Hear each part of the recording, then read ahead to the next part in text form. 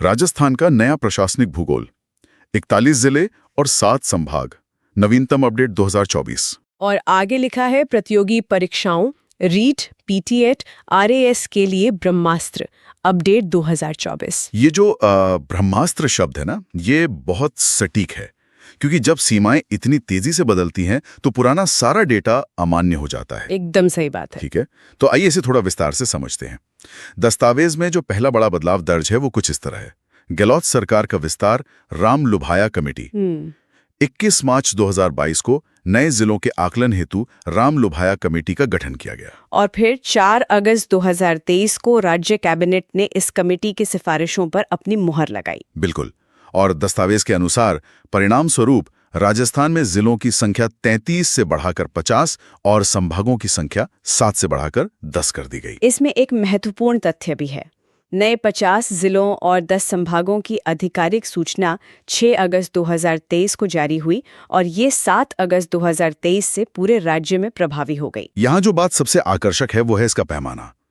मतलब 33 से सीधे 50 जिले खड़ा होता है कि क्या रातों रात इतनी बड़ी मशीनरी खड़ी करना व्यावहारिक था? देखिए, प्रशासन को नागरिक के दरवाजे तक लाने के लिए विकेंद्रीकरण या डिसेंट्रलाइजेशन जरूरी होता है। लेकिन अगर उद्देश्य जन कल्याणकारी था तो फिर इस पूरी व्यवस्था को उल्टे पांव वापस क्यों लौटना पड़ा? क्योंकि नई दीवारें खड़ी करना एक बात है, लेकिन उन्हें वापस गिराना एक बहुत ही भयानक सिरदर्द हो सकता है। जाहिर है, जिन कमरों में लोग रहने लगे हों वहां बदलाव करना आसान नहीं होता। यहाँ पर बात सच में बहुत दिलचस्प हो जाती है।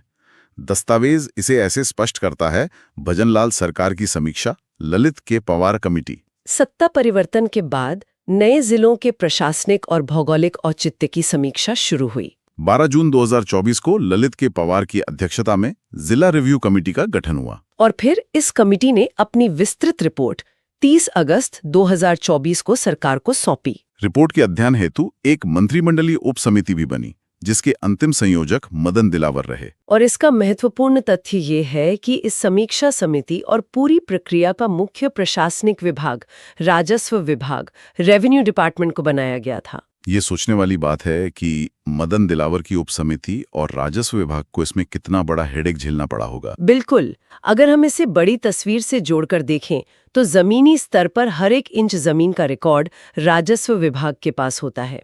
कोई नया जिला खुद का खर्च उठा सकता है या नहीं, ये भौगोलिक औचित्य देखना बहुत जरूरी है। और इसका परिणाम दस्तावेज में इस तरह दर्ज है: 3 नए संभागों का निरस्तीकरण, वापसी। 12 दिसंबर 2024 को कैबिनेट ने ललित के पवार समिति की सिफारिशों को लागू करने का ऐतिहासिक फैसला लिया। हाल ही में बनाए गए 3 नए संभागों को निरस्त कैंसिल कर दिया गया। निरस्त किए गए 3 संभाग, 1 बांसवाड़ा, 2 सीकर, 3 पाली। इन संभागों में शामिल जिलों को वापस उनके मूल पुराने संभागों में मिला दिया गया। महत्वपूर्ण तथ्य, संभागों और जिलों को निरस्त करने की अंतिम आधिकारिक अधिसूचना 29 दिसंबर 2024 को जारी की गई। तो बांसवाड़ा, सीकर और पाली को वापस पुराने संभागों में मिलाने के पीछे का तर्क साफ था कि उनका प्रशासनिक ढांचा शायद इतना परिपक्व नहीं था। हाँ, और अगर संभाग वापस गए तो उनके नीचे आने वाले जिलों पर भी तो असर पड़ना ही था। तो इस सब का असल में क्या मतलब है? दस्तावेज बताता है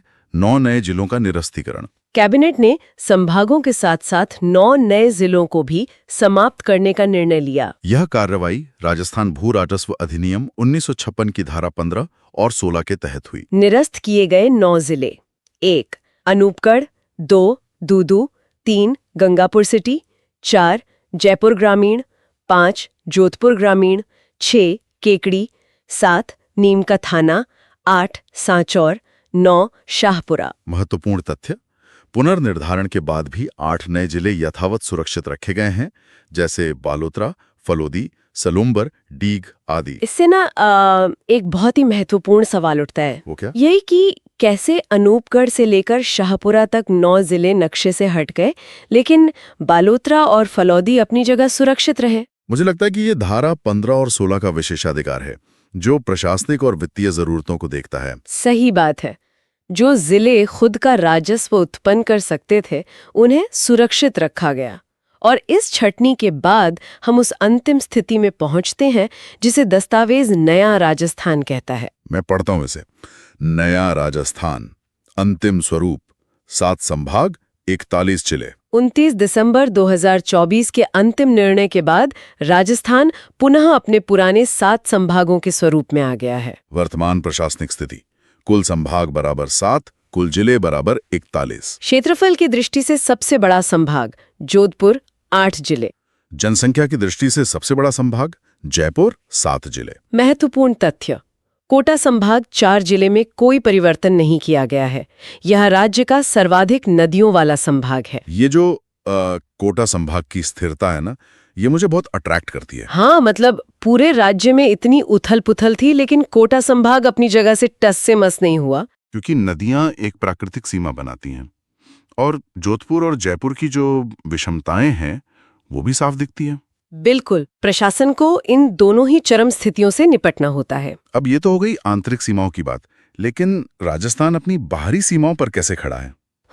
ये किसी इमारत के उन दरवाजों की तरह है जिन्हें एक साथ 2 अलग-अलग काम करने होते हैं। मैं तो इसे एक जिक्सॉ पजल की तरह देखता हूँ, जिसके किनारे वाले टुकड़े सबसे महत्वपूर्ण होते हैं। बहुत सही उपमा है, और दस्तावेज इसे कुछ इस तरह समझाता है। सीमा ज्ञान, अंतर्राष्ट्रीय सीमा पाकिस्तान। राजस्थान की कुल स्थलीय सीमा 5,920 किलोमीटर।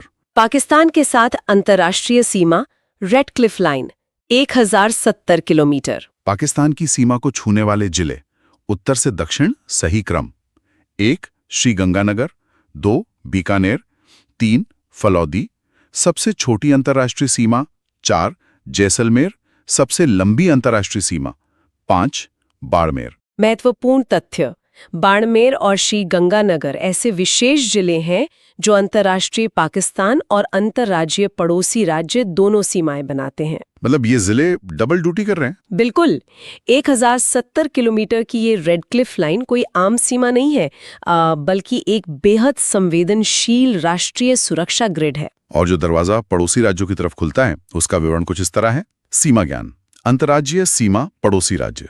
राजस्थान की कुल अंतर्राज्यीय सीमा 4,850 किलोमीटर। ये 5 पड़ोसी राज्यों के साथ लगती है। पंजाब 89 किलोमीटर, सबसे छोटी सीमा श्रीगंगानगर और हनुमानगढ़। हरियाणा 1262 किलोमीटर, 8 जिले छूते हैं। उत्तर प्रदेश 877 किलोमीटर, 3 जिले छूते हैं: डीग, भरतपुर, धौलपुर। मध्य प्रदेश 1600 किलोमीटर, सबसे लंबी सीमा, 10 जिले छूते हैं। गुजरात 1022 किलोमीटर, 6 जिले छूते हैं। महत्वपूर्ण तथ्य, धौलपुर यूपी प्लस एमपी और बांसवाड़ा एमपी प्लस गुजरात ऐसे जिले हैं जो 2-2 राज्यों के साथ सीमा बनाते हैं। ये जो मध्य प्रदेश के साथ 1600 किलोमीटर की सीमा है, इसका बहुत गहरा आर्थिक और सांस्कृतिक प्रभाव पड़ता होगा। हाँ, और धौलपुर और बांसवाड़ा जैसे जिले तो असंस्कृतियों के एक बड़े चौराहे की तरह हैं। लेकिन एक बात है, इतने सारे भारी भरकम भौगोलिक आंकड़े कोई कैसे याद रख सकता है? ये इंफॉर्मेशन ओवरलोड तो है ही, इसलिए दस्तावेज इसे कुछ खास विशेषताओं में समेट देता है। चलिए देखते हैं